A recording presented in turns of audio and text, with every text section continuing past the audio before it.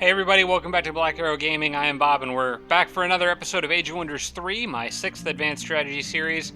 I do want to say thank you for being patient with me. I know there was no Age of Wonders Planetfall episode last weekend, but there will be another one this weekend. And I'm obviously doing Age of Wonders 3.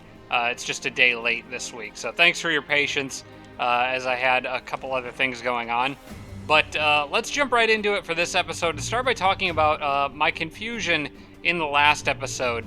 The knowledge here that I got a surplus of knowledge when I cleared the Vault of Knowledge down here. So that surplus of knowledge got divided or got added as like 111 up here, and I misspent it. Basically, got confused because I had already partially researched Dread Siege. As it turns out, and I thought this was interesting, just the way the game does this, Paul Cross pointed out, like, you can see here how much it takes to research these given spells, right? So 350 knowledge for that one, 60 knowledge for that one. That's all, well and good. But for whatever reason, because Dread Siege was partially researched, and because I had a surplus on that turn, like a research surplus, for some reason it didn't tell me that Dread Siege had 43 knowledge left to go. Because when I highlighted it, when I had that research surplus, it didn't tell me that 43 knowledge figure right there. I went back at the video and looked. I don't know why it doesn't do that, but if it did, then I would have been able to tell, hey, I had 43 left, could have gotten like something like Produce Berserker or Last Stand. Something for 60 plus 43 would have been 103, falling under 111, allowing me to get 2 spells in that turn instead of 1. I don't really know why the game does that, but that's part of the reason why I screwed that up, I think. But just wanted to clarify that in case anyone was curious. From Ahmed Sultan, suggested getting more untouchables to help with digging as mana permits. It's also needed, he suggested getting more untouchables to help with digging. I kind of clarified as mana permits. I do think that's a good idea, but I only have... I can summon them, but I'm also tending to spend my mana on converting things to wetlands. And I think both things are important. The wetlands obviously good for happiness with boosts, which boosts gold and everything else. It may depend on the city I'm putting the wetlands in, but for now I think I'm kind of want to focus more on the wetlands. He raises a good point, though, is that I might want at least one untouchable, because, as Impregnable pointed out, dirt walls between the capital and my new city, as well as near the Eldritch Pit, can all be dug out. So that'd be this chunk of dirt walls here, this stuff near the Eldritch Pit here. Like, none of that is needed anymore, so that's good digging area, and can then be converted to wetlands later if I dig it out. So I might still go ahead and get one more, especially since I have surplus casting points now here at the end of this turn. My units are out of movement, and I still have 40 mana, so I think I will go ahead and get one, but after that I think I'm going to be saving most of this stuff for wetlands. So let's go ahead and grab, and I am looking in the... No, I'm looking in the right menu. It would be Raise Militia. There we go. And I can go ahead and pop one up, probably in my capital. I think have him run from the capital down there would be fine. And I can get just a little bit more digging done on this turn and start working on all this stuff here. So, but I'm going to save the rest of that mana for converting things. Per price, though, like per unit, really 30 mana for one untouchable that you can keep using is still a pretty good deal, when you can really only convert 2 tiles for that same cost in a single turn, at least, yeah, in a single turn. So also from Impregnable, get heart structures ASAP for casting points because of Wild Magic. Wild Magic actually gives you, and I think I can see it in here, if I look at Empire upgrades, Wild Magic. All heart structures produce an extra 10 mana. So maybe I was wrong about casting points. That actually might be the Wild Magic Mastery. I'm going to look this up here on camera because I want to make sure I'm giving everyone the correct information. So Wild Magic, Skill Heart, Wild Affinity might be... That has to... Okay, so the Wild Magic, all heart structures give an extra 10 mana. The Wild Affinity which is associated with Wild Magic Master. That's the extra CP. So not as big of a priority, but it is still worth looking for the heart structures because they do indeed give me more mana. There is only one that I've seen so far. It's this Heart of the Tropics up here, which this Orc City will eventually get, although it does need to be cleared. But if you guys spot any others, feel free to point them out. There's a million other reasons that you want heart structures anyway, so I need to make that a priority. In order to do that, though, I'm going to need to go above ground, and this makes me think that it's probably a good time to take the rogue above ground, I think. There's only one problem with this. The rogue here has, obviously, he's got to go for the Eldritch Pit. I think I might actually clear the Eldritch Pit with somebody else. We'll see in a second here. I think, well, he could do it on this turn. I might go ahead and just do it on this turn because I think I was planning on tunneling through there anyway. But the rogue I want after this to go up through this cave entrance and get above ground. The only problem is that the main thing I want to clear as soon as they get up here is this Lich Castle, or this Haunted Boneyard. And I don't think the rogue's army is stacked enough to deal with that kind of undead. Just taking out a handful of Archons down here was dicey as it was. I think I really need the Theocrat up there, but there are a couple things the Theocrat needs to finish down here first, so maybe the rogue could clear like the heart structure and see what's to the west, aside from like a ton of mountains. But yeah, well, that's something I'll probably be working on in the coming turns here. Next up would be Red Marut suggested building my new fort for the city between the Vault of Knowledge and the tent. Basically, to get it, it'd be an equal distance to the dungeon, but one space closer to the Lich Castle. He's talking about this space right here, and I was talking about putting it here. I think I am still going to put it here, though, because the borders will overlap with these borders from this city a little bit less. If it's kind of like it's like just a little bit further away.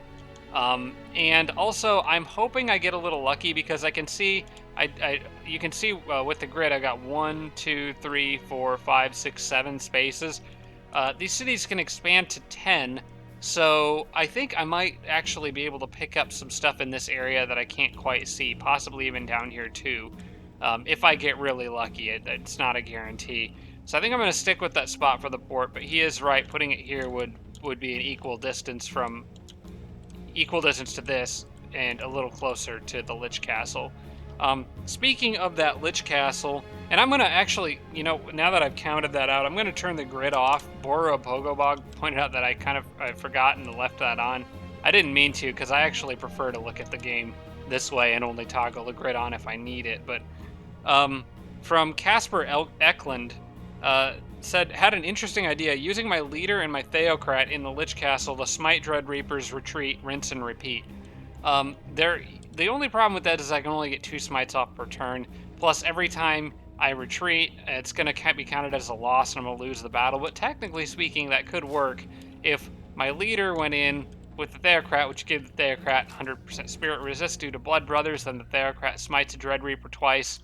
The nice thing is that the undead don't heal. The Dread Reapers don't heal. And actually, because they explode on death, they don't resurrect like a lot of the other enemies might in the dungeon. So, because I think there's like an Undying Army enchant cast in there. But because the Reapers explode when they die, that doesn't count towards them.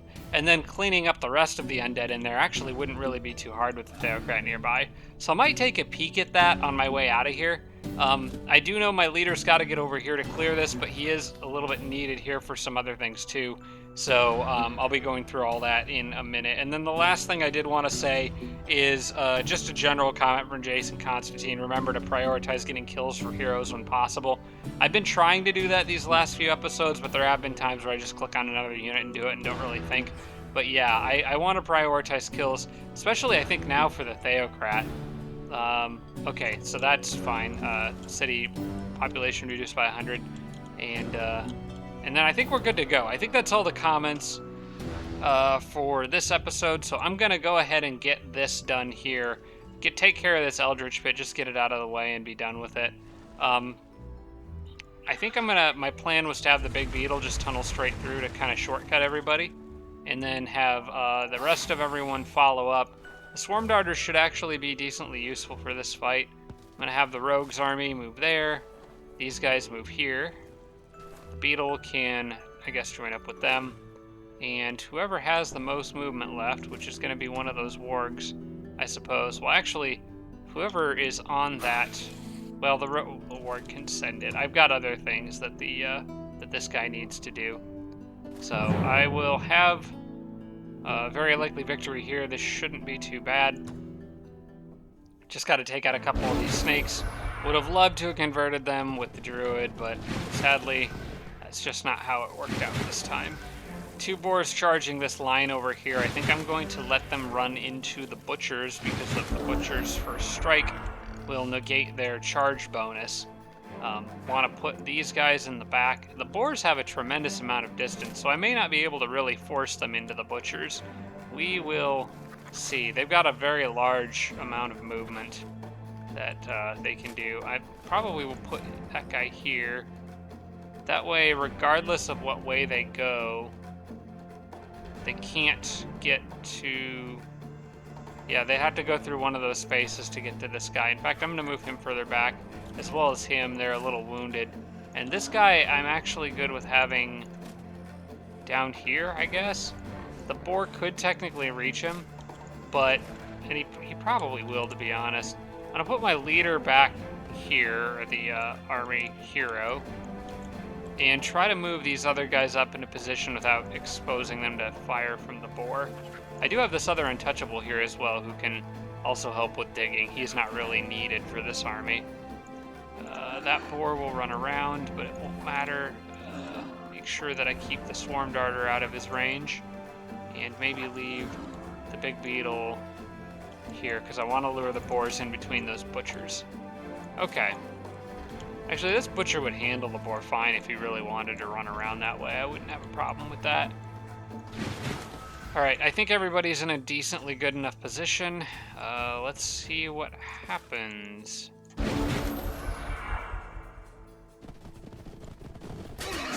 Alright, did go for the hero, which shouldn't really come as a surprise, but left himself wide open for a flank attack from the warg. Gonna do a charge bonus to hit twice so that this guy takes 1 less hit retaliation. Actually, he could just straight up kill the thing. That works even better. Swarm darters here. I will have start working on that baby shock serpent.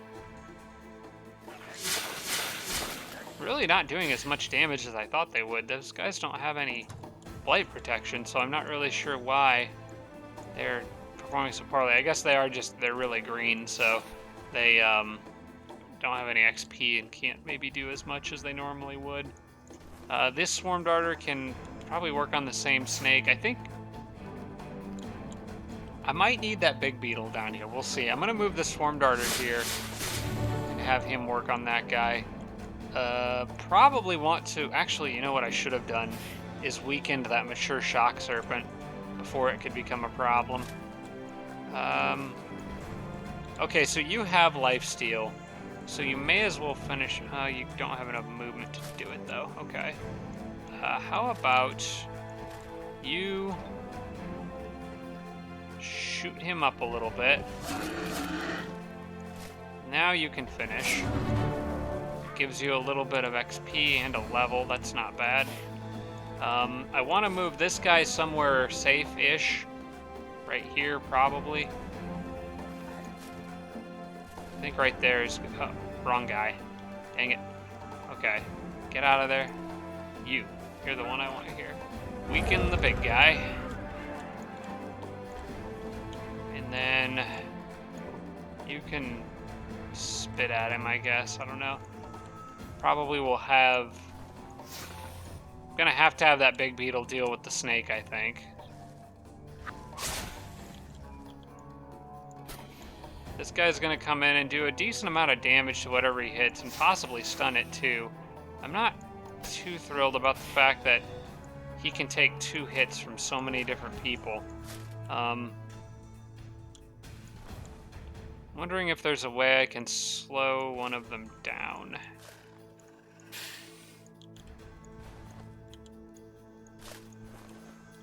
This guy can spit. He could give somebody noxious vulnerability, and he's got a decent chance to do it to the snake, but I don't know what the point would be.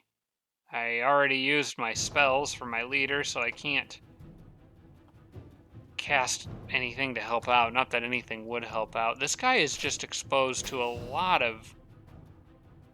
I think he might die. Of course, they can't all hit him twice, because they can't all surround him perfectly, but if that one comes in and stuns first, that could be really a bad thing. I'm gonna try to get Noxious Vulnerability on him. Okay, at least got that. Just an additional little debuff, so maybe he'll fumble his attack. I could... well, now I'd lose the Untouchable if I move these guys. I was thinking I could block one of those tiles with this other one, and that way he'd be at least on defense. He'd be exposed to just as much fire, though. I think I might sacrifice the Untouchable in this situation. Who's left? Just the Butcher? The Snake is a lot deadlier than I was thinking. I can't let them kill the Butcher. I will sacrifice the Untouchable if this saves him. The question is, where do I want to put the Butcher? Oh, I don't really want him killing the Blight Doctor, though. Forgot that would leave the Blight Doctor open. Kind of wish I hadn't accidentally moved that warg earlier. I really underestimated the amount of damage these snakes could do. Let me think here. If the snake goes after that, it's dead. Yeah, that's just straight up dead. If he goes after that, it's dead. So leaving this guy here is probably the best thing. I might have to hope for that fumble. We'll see what the snake does. It's possible they might do something dumb and go after my hero, which they can't really kill. But I think this Butcher might be about to meet his maker. Okay, he didn't get stunned. I got lucky. Alright, good, good, good. Okay. It makes up for some of the crap that happened to me in the last episode. Alright, now I've got options with Varg. I don't really want to use spell casting if I don't have to. This guy will heal decently well enough on his own, so that guy is really weak. Should have weakened him and shot him with the Blight Doctors earlier, but that's okay. I think for now, I want to rely on range damage and make sure I get this guy out of here. He's out of movement, so I need to make sure that none of these other units can mess with him. So I can take away an action point there and get 2 more with the Warg Rider. Or just straight up kill him, that works. Would like my hero to get a kill probably on the big snake, and I will use other units to harass the little one.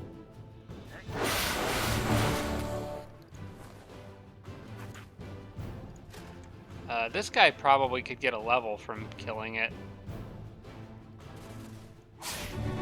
Yeah, he was not promoted yet. Okay, Rogue's got sprint, so I can do this. Build up the charge. And backstab. Alright, cool. Another level for my Rogue.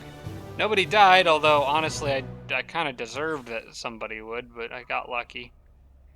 An item that gives Undead Slayer. That's nice, considering I was just talking about needing to fight undead. Let's go ahead and take that reward. Then have a quick look at the Rogue here, who I don't think would normally get Undead Slayer otherwise. Oh wait, no, they do. But now I don't need it. And give him some extra resistance. I still don't think that's quite enough, though. I feel like I want to give that to the Theocrat and have the Theocrat go up north. I think I'm going to send that to the Theocrat for now. I might switch that back later. I'm not sure if that applies to Smite. If it does, that could be nice. I don't know if that effect applies to spells. Theoretically, I think it should, but There's only one way to find out, I guess. I might actually try that smiting trick I was talking about earlier. We'll see. Anyway, Rogue leveled up, so I can give, I don't know. I'm not as big of a fan of most of the Rogue's upgrades, except for the one that gives all the units more poison damage, which is a little bit redundant with the goblins, unfortunately, but still helpful. I think armor piercing is a good one. Projectile resistance is... Oh, that's specific to the rogue, though. That's not for, like, the whole army. Dirty Half Dozen. Devout Slayer. Rarely useful. Pretty much only useful if you're fighting a Theocrat. I could always just do counter poison, but I could always also just upgrade his spellcasting points too, which is probably what I need to be doing with him. I think Cloak and Dagger is the appropriate way to go. Quick Dash is really good, and I want to be able to do that more often if I can. Alright, so it's time for the Rogue to have his own army and go charging forth into battle somewhere. I'm going to send a Big Beetle with him. We're going to give him, obviously, himself. I think 2 Butchers is good. I think everybody should have a Blight Doctor. We'll throw in an Untouchable, or a Swarm Darter, because they're incredible. And gives them another range option. And, I might swap one of those Butchers for a War Grider, I think. Maybe that gold rank one. Maybe on the next turn. I'm not sure. I might actually just, you know, send everybody who's there up that way. I'm kind of undecided as to how to split up my armies yet. I think the next turn, by the end of the next turn, I'll know a little better where I want everybody to go. Because I need, I'm going to need to clear that Sphinx Temple here pretty soon too. So we'll see who is needed where. For now, you guys can just hang out like that. Can select new production for this city. Don't have much gold to build much of anything though. I think focusing on merchandise is still fine for this city for the time being. All right. Oh, I do get another gold pickup, so that's good. Maybe I should spend something in that city. Let's go ahead and grab that. 51, I'll take it. Kind of focusing on exploring the area that's above where my cities are. Not going too far west just yet. I'm now at the end of the turn and have 172 gold to spend.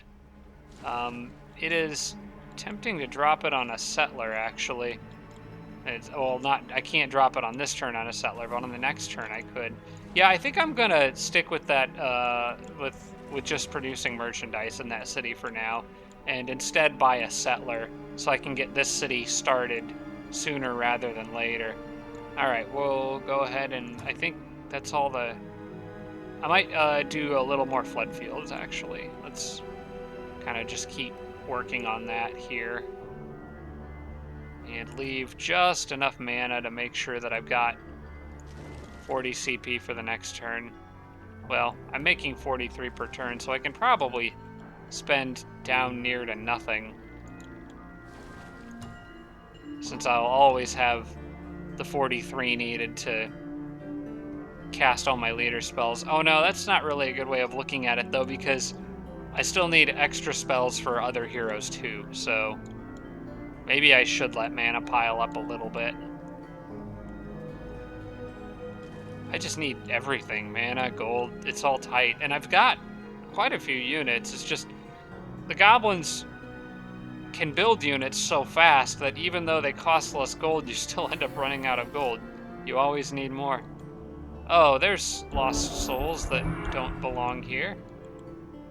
Are you guys... Tell me more about this quest. Did this quest just... Oh, this just popped up. They'll offer a peace treaty, but I don't have a way of getting through there to do it. Are they still at war with me? Hang on, I'm so confused. Slay the undead. Are they still at war with me? I don't think I want to do that quest. I don't really have... Well, 2 frost wyverns would be nice. But can I get over there? Without... I don't think I have open borders with these guys, so I'd have to find another way around.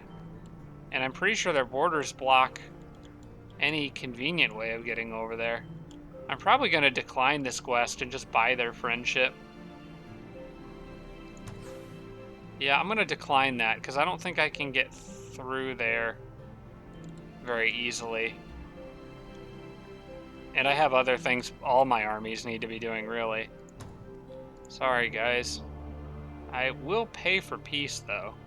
The question is, do I want to do that, or do I want... You know what? I think I want to go ahead and pay for peace on this turn. We're talking about dragons pretty early in the game.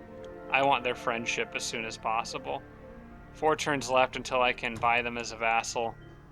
I'll just take that route, and we can wait for the settler a little later. I want to get the Dragon City upgrading quickly, in large part because I'm very limited as to the amount. Like, a Goblin Warlord is very stuck in the physical poison damage category. So having access to fire, or even better, gold dragons, to kill all these undead would be absolutely wonderful. Alright, I'm going to need to do something about those lost souls, but before I do, let's do what I know I need to do down here. That battle is one where I think I can pick up a knight, but before I go in there, I want to take a peek at what's in the Sphinx Temple, because I want to know who needs to go in there. It's probably going to be Watchers and stuff, so I imagine I'll need Blood Brothers for it, but I want to take a quick peek with this warg, and so that I can plan. Oh wow, 3 of those dang things. Well, it's definitely going to be... Really, in a battle like that, it's all the heavy hitters. The Warlord and then all the heavy hitters, I think, is the way to go. So, aboard attack, I just know there's a Sphinx, a Sun Guard, not a Sphinx, a Mystic, a Sun Guard, and 4 of those dang Watchers. Okay, that's definitely a leader leads the way kind of battle. But I do really want that. I want that cleared ASAP, because that gives some nice resources. So we'll aboard attack very carefully, make sure I aboard attack. Don't want any unfortunate accidents or mistakes. We can move these guys down here and send you back, and we're going to try to get ourselves a knight, if all goes according to plan. I'll have the my leader launch the battle, I think. Alright, manual combat. Let's see if we can get a little bit better luck with the converts this time around. Now, I do need to try not only to weaken them, but also to inflict noxious vulnerability on them, which is something that the Blight Doctors can all do. So, I'm going to start by maybe a Slayer's Doubt on one of them. I think would probably be good. Slow at least one of them down and make him an easier target. I don't need this guy's casting points for anything else, I don't think. Well, Divine Protection might come in handy for the next battle. He's got 25, though. I could afford to slow down one of them, I think. I just don't want both of those knights running around like crazy, killing everything. So I'll probably try to slow down the one in the back, I think, and leave him for later. So how about this? We leave it so that the knight can only charge the butchers. I try Slayer's Doubt. Regardless of whether it fails or succeeds, it will slow him down on the next turn, so... Okay, it succeeded, which is great. That means I can kind of cheese the rest of this, I think. Now that he is coming in, I can have both butchers, not butchers, Blight Doctors in position, so one can weaken, the other can shoot. Now, the Inflict Noxious, Exhausting Fatigue, Enfeebling Fever, Noxious Vulnerability, those are all level locked. Both of these guys are gold rank though, so either of them can do it. I'll have the Warg go back here. You are good where you are. Want him running right into those butchers. And everyone else can fall back.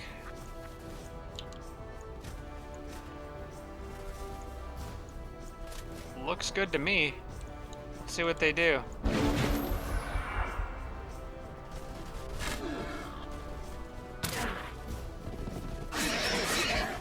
Alright, for the butchers, that's perfect. That makes him a really easy kill. This guy can go out here. I think because he's got Slayer's Doubt, yeah, these guys are pretty much free to operate out here as they see fit. So why don't you go web that guy? You guys can go pressure them. They're probably not going to be able to go anywhere without taking a nasty attack of opportunity and dying. I want to weaken that one, which means getting this one out of the way. So I think range attacks are going to be the way to go for that. That knight's pretty much dead.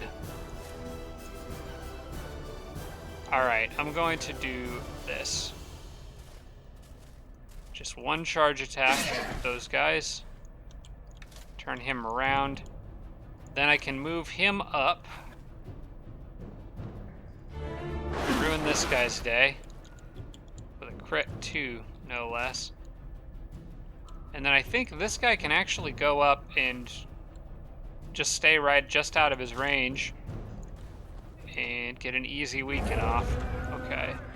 So he's all prepped and ready for conversion, aside from the fact that I need to try to inflict enfeebling fever or whatever. Why don't you just go over here and finish him off so we know he can't go anywhere. The butcher can easily take him out, although I probably should let a hero do it, as Justin Constantine point out. So I'm going to let this guy do it, I think. Why not? Okay. I actually do need to pile XP on that Theocrat. He does need it. Okay, so now he's playing kind of defense. This gives me a great opportunity. Don't kill him, don't kill him. Okay, what did I inflict him with? That guy is just really gung-ho. That's 2 critical hits in a row. He's got basically every possible debuff I could get him. Enfeebling Fever, Noxious Vulnerability, which is -2 resistance. Exhausting Fatigue, that one doesn't matter. But basically, Weakened and Noxious Vulnerability are the 2 you want to try to boost your conversion chances. So, those are all going to last a little bit longer. I want him to let his guard down too. Those last for 4 more turns each. So the best thing to do is to let him hit somebody for free, or hit somebody really weak, like the Marauder, who's definitely not going to kill him. If that's the only unit that he can hit, then he will hit it, and that'll lower his resistance a bit more, thus allowing me an easy kill. In the meantime, Mogwai can go over here and hit that guy and darn near kill him. Alright, I think this is the best I can do in this situation. Alright, the Marauder almost killed him. Now his resistance is all the way down at 8. Okay, if this doesn't work, then I don't know what to do. Converted, 65% chance. Okay, I got one. Finally, I got a human knight. And the Theocrat got a level 2, which is a nice little icing on the cake. And with that, how much longer does that webbing last? Let's try it again. Web for 3 more turns. Okay, this will give the Theocrat time to do some heals. Now I know what some of you are already thinking. Bob, do not use Bestow Ironheart on the knight. I have done this before multiple times in my series. I know some of you were probably already like on the edge of your seat there wondering if I would do it. I will not Bestow Ironheart the knight. He's currently under my control. I will heal the knight, which is fine. I will Bestow Ironheart somebody else. If you bestow if you don't know what I'm talking about, Bestow Ironheart removes it gives a unit Strong Will. Strong Will gives a unit 100% spirit resistance. 100% spirit resistance means the unit can't be under the effects of spirit-based magic, which would include conversion, which would turn him back to the opposing team's side. That's definitely not what I want to do. I can steal some enchantments. Well, actually, there's a lot I could do here to get some extra XP out of this. So I just need to be kind of careful. I'm gonna send him away, actually. Just so I don't accidentally do something dumb. But as long as the spider keeps that guy webbed, then the Theocrat has lots of time for other things. What I'll probably do is bestow Iron Heart on that spider over there, which unfortunately is one tile too far. We'll just do it to the big beetle, that's fine. Let's do that. Bestow Iron Heart on you. You steal enchantment. And you steal enchantment. Then the only thing left that I think I can do is Touched by Faith. I could sit around and heal, but my units will heal naturally too in between turns. I could wait for healing to come back, but I'm not gonna do that. Plus, I need to damage a unit. I don't think webbing counts as that to keep the battle going. I wish there was like a countdown timer somewhere though. That would be nice. Okay, done as much as I pretty much can here, and got a nice knight to complement my armies. I wish the knight had a little bit more health. I got more race governance with the goblins, which that's pretty nice. I wish that knight had a bit more health. He could be useful in the upcoming battle. Well, it doesn't really matter, I guess. He's also not experienced, so... I think for this one, I know it. Well, obviously, we want Mogwai. And then just as many hard, heavy-hitting units... excuse me, as many heavy-hitting units as I possibly can, so... I think the spider has a place in this one. Butcher's probably... Let me see if... is he giving his army Monster Slayer? Deals an additional 3 damage against monsters. Is that just for him, or is that for the army? I can't remember. Okay, it's just for Mogwai. Alright, that's fine. We'll leave the spider in there, probably take just the highest promoted units. That gold rank Butcher can come in. I want the best of the best in on this one. Probably one of the Blight Doctors, they tend to be pretty useful. Maybe both of them. Just because they, weaken and then poison damage works very well. But I also want units that can get up in those guys' faces too. I don't know, I think I have more faith in the Blight Doctors.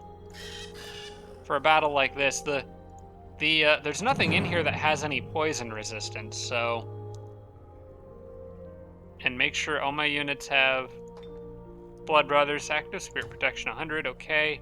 These guys don't have poison resistance. Their Doomgaze will actually be practically non-effective. To be honest, they're gonna be better off doing melee strikes against me. To at least get... Well, the spirit damage doesn't matter either. They'd get some poison damage, but I've goblins. I think this battle is better odds than a probable victory. I think I'm in better position than this gives me credit for. But I've said that before and then walked into some nasty situations, so we'll see what happens. I did forget about the immolation, so right off the bat there's something I need to deal with. And unfortunately it affected Mogwai, which is the one that I really want. Why didn't I bring my Theocrat in here? I don't know why I didn't do that. Okay, that sucks. I can probably still do this. I have no idea why I didn't bring him in here. Because I could have used his healing. Alright, let's make the most of it. Move these guys up. I could retreat, but then that, everyone locks in place here, and I need to keep things moving. I don't know why I didn't do that. They'll probably will use their range attacks as much as they can, just because, generally speaking, if a unit has a range attack, they're going to use the range attack. General rule of thumb in Age of Wonders, so... Move them up, and not quite in range to weaken anything yet. I can't believe I didn't bring my Theocrat in here. I just completely overlooked it. Alright, Mogwai does have some spells. Warp Equipment's a nice one. Penalty to defense or attack until the end of combat. Equip. Okay, so Warps the integrator equipment. Equip units and machines within a... Oh, it has to be equipped units? What does that mean? Does that mean any unit that has a weapon warp equipment works against? Because if that's the case, it wouldn't work against these guys. I guess I could, like, try to highlight them and see. Yeah, okay, so it's basically a unit that has a tool, which only affects one unit in this battle, so that's not worth using. Rot doesn't do anything. Vengeful Frost, I mean, maybe I could get some free damage. They'll probably just heal it. That's actually good against the Tigrans, though. I might start doing that. Do they have an actual healing? No, it's just their Werepanther ability. That's right. So, I think Mogwai may as well, like, move here and start casting spells. Oh, hey, this is a good opportunity to test something. So Mogwai has Monster Slayer, right? So if it worked on spells, it would work on these guys, but it doesn't say Monster Slayer, so apparently Monster Slayer doesn't apply to spells, which by proxy would indicate that Undead Slayer wouldn't apply to the Theocrat spells. But I certainly would be more than happy to start softening those guys up in the back, because they can be a problem. Sun Guards are a very good tier 1.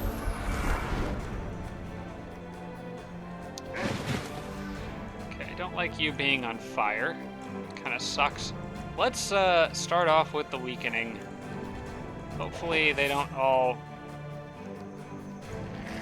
I want to see how much damage that would do. Not very much. The Blood Brothers really makes a night and day difference in these battles. Let's start the weakening process. I want to put the pressure on these guys.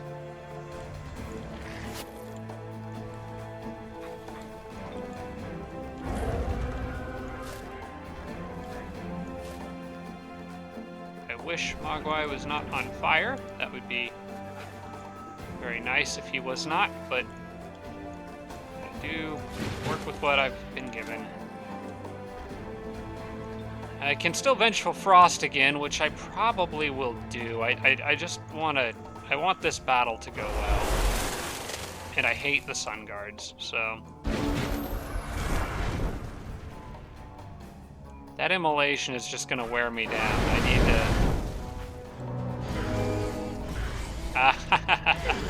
1 damage a pop, huh? Okay. I think it's time for the Big Beetle to charge in there, but... There's a lot of units that could surround him, so maybe I need to try to web somebody. I could.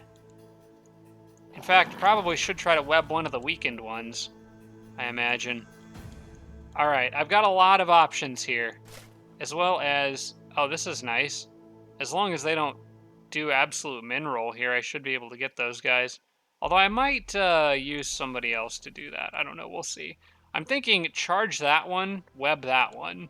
And then try to inflict Noxious Vulnerability or something on one of the others.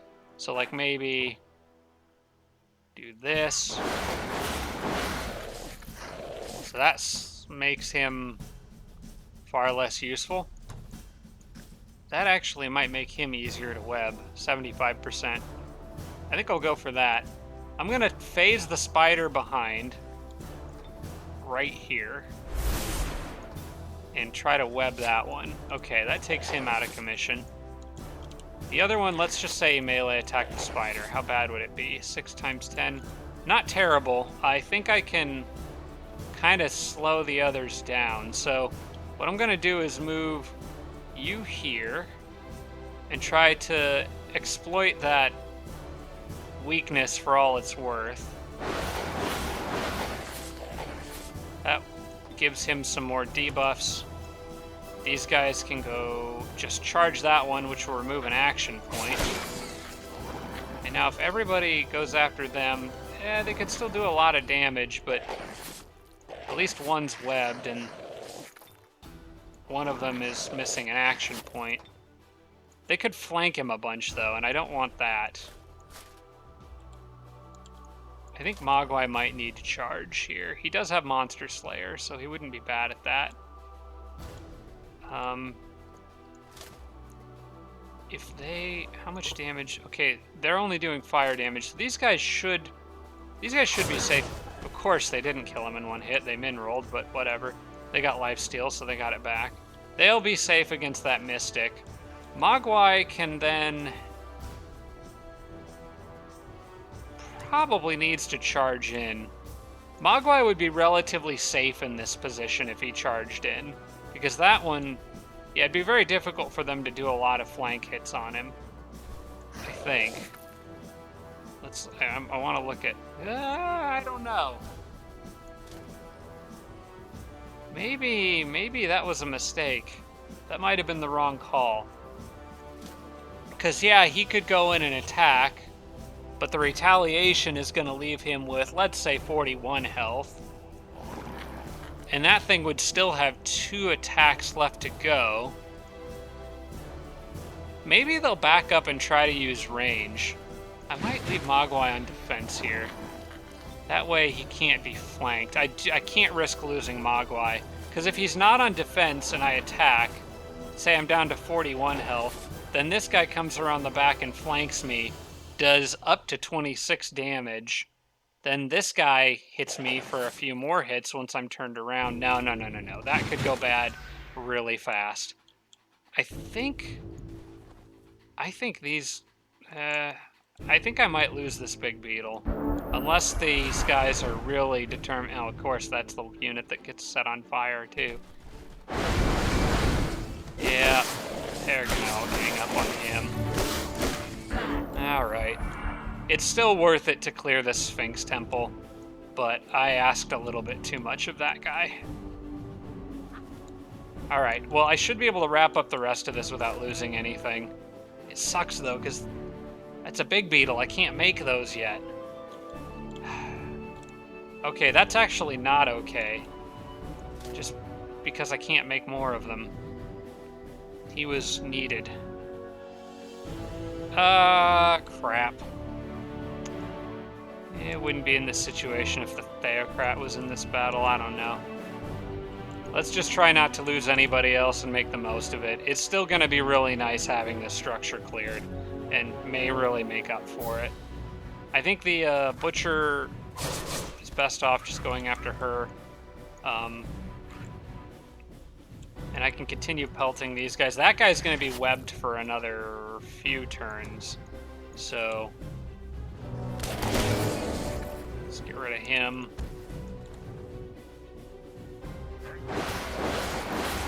Oh, I should have weakened him first with one of the other goblins.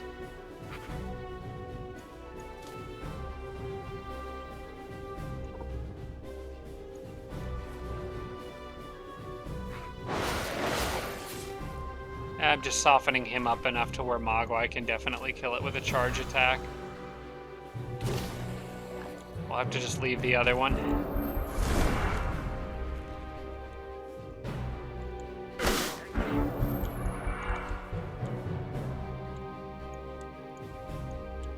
Okay. This one should be easy enough for the spider to deal with, so I'll just let him munch on that. I can't steal... Well, I can steal an enchantment. I can steal Immolated. I'm on fire! And now I'm on fire!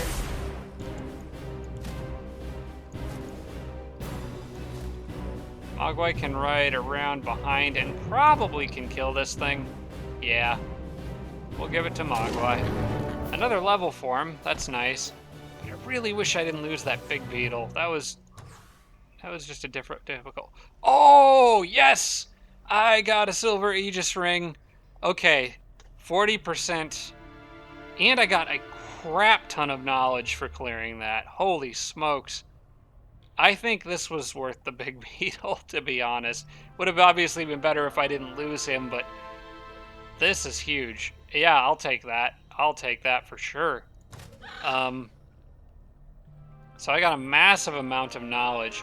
I'll have to think about who I want to have that. It's honestly, it's honestly probably going to be Mogwai. I'll just throw that on him.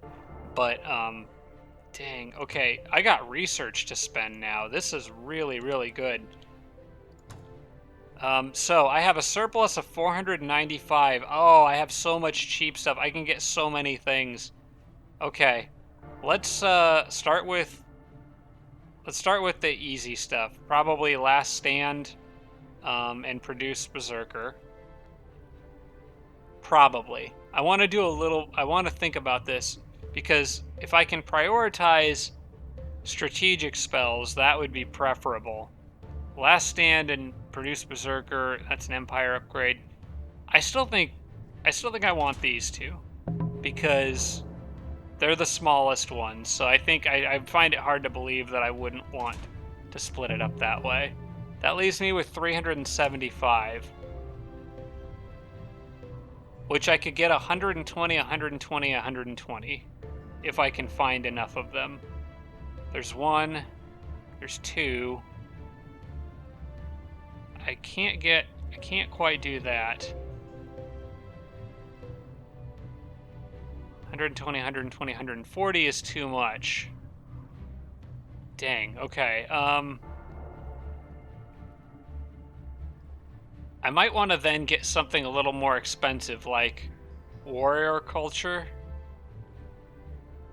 Or I could do Freeze Water, because that's a strategic spell, and then something else on top of that. That would leave me with, what, 350? It'd leave me with 150, which would allow me to get something for 120. I'll be dang sure I don't have another 120 in here somewhere. I do not. So I can only get 2 more things, not 3. So I think the one I want is the strategic spell Freeze Water. Mostly just a Summon Baby Kraken would work too, although I can't really imagine I'm going to need to use either of these things, but this gets me closer to my hero, getting my hero back. I could also get Advanced Seafaring, but Basic's good enough for now. Warrior Culture would be a nice Empire upgrade. No, maybe not so much. Garrison Conqueror. Conqueror would be a nice one, but again, I lose out on the opportunity to get multiple things in one turn, so I'll pick that up later. I'm going to get Freeze Water just because it's a strategic spell, and who knows, it could come in handy at some point. It would have been handy to get units across the water when I didn't have basic seafaring. And then I can pick up probably... Well, I can't get another strategic spell, unfortunately. Not for cheap. So probably should grab Berserk. That's a useful spell. We'll take it. And then that leaves me with Banish, and now I'm back to just the regular stuff. I don't really know where to go from here. Probably still want to focus on... See, Drench the Land to me... Oh, it is nice that it makes volcanic terrain becomes temperate. That's cool. There is some volcanic terrain in the overworld above me. I think I'm going to keep pushing for Resurrect Hero. I still want my Druid back. Okay, received a pose... Oh, okay, free piece. Sure, that's fine. Been waiting for that. Hero leveled up. Is there anything that could be really, really, really nice for you for clearing an undead castle? I could give him Strong Will, and then he could try to do it by himself. It wouldn't matter if Mogwai was around.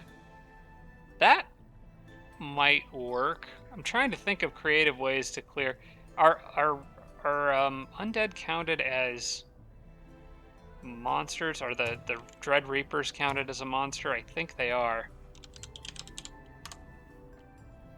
Dread Reaper it's undead and it's considered a monster, so I could turn him into like an undead killing machine. I might actually, with this guy, be able to take that.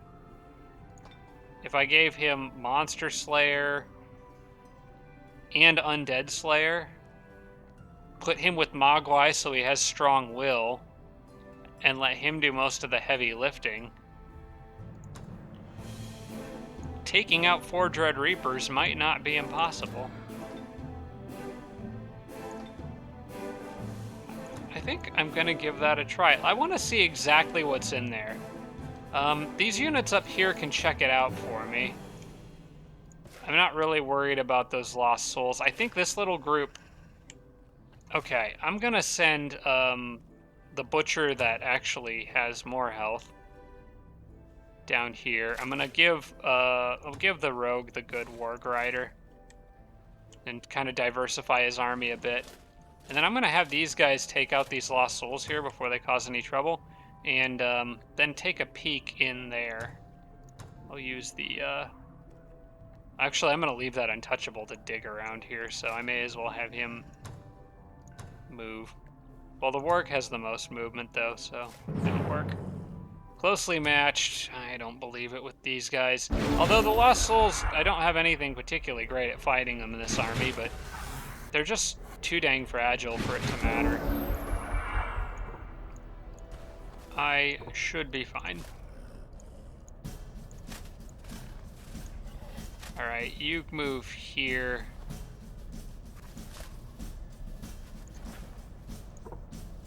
Can at least get a little bit of physical damage in on him. Not much.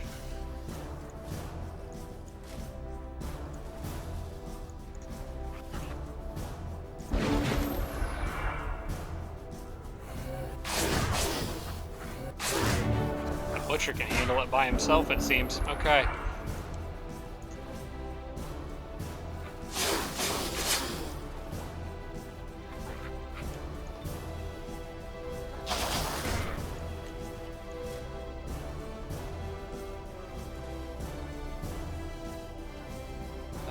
Yes, I want this one gone.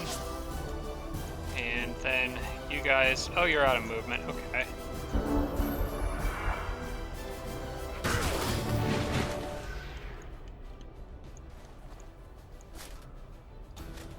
Is there anybody that can do anything creative for extra XP? Nope, not really. Okay. Have fun, buddy. Get rid of that crap. And then I'm gonna take another look in here with the warg and try to determine what the best course of action is here. So 4 Dread Reapers and 2 Banshees.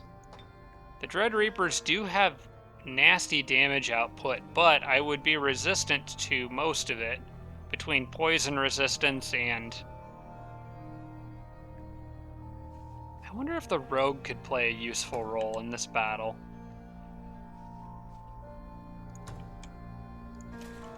And there is always the option of retreating because they won't heal. Although usually when these things pop off, it goes crazy really fast. And the Banshees aren't something you can just ignore. None of the rogue spells would be useful aside from Quick Dash if used on the Theocrat. You know, I think I'm insane, but I think I could do that. Put Mogwai in the lead, have the Theocrat with both of the upgrades for killing Dread Reapers, Monster Slayer and Undead Slayer, as well as maybe, I don't know, a little extra resistance or something. I don't know what else I would give him. Maybe actually just more range strength. I could give him 2 levels of range strength, which would make his range attack even deadlier. And just focus on protecting him while he kills everything. You know, it's time for me to wrap up this episode anyway. I know I didn't really make a lot of progress in this one, and I apologize for that, but there was a lot of preparation and planning to do for this one. So, and a lot of battles in this area. But I want you guys' thoughts on this. Can... I would say Mogwai, the Rogue, the Theocrat, probably, and just like other random like high promoted level stuff, maybe that Butcher there, and maybe the Blight Doctor so they can weaken stuff. Could I take this without losing anything too important? Like if I lose a Butcher or a Warg Rider or something, that doesn't matter to me, but let's take a look in there. Could I handle that? 4 of those guys, with considering that I will have Blood Brothers and a unit at least one unit that can actually absolutely wreck them. I don't know. I'm gonna abort the attack for now and let you guys give me some feedback on that. Aside from that, you know, with me not knowing what I'm gonna do with that yet, clearing it early would be really nice. But since I don't know what I'm gonna do with it yet, I will probably wrap this episode up here. and move all these other units later. So I do appreciate you guys watching. Thank you so much. Let me know what you think about this little situation up here, as to what I can do there. And yeah, like I said, Planetfall will be back this coming weekend. So I will have that going out, and we'll get back on track and see what Ronald's been up to. So thanks so much for watching, everybody. I appreciate it, and I will see you all in the next episode. Shout out to all my Patreon supporters, including Tier 3 supporters Blitz, Braden, Adam James, Jim Bro, Tarsak, and Tibian Army. Thanks so much, everybody.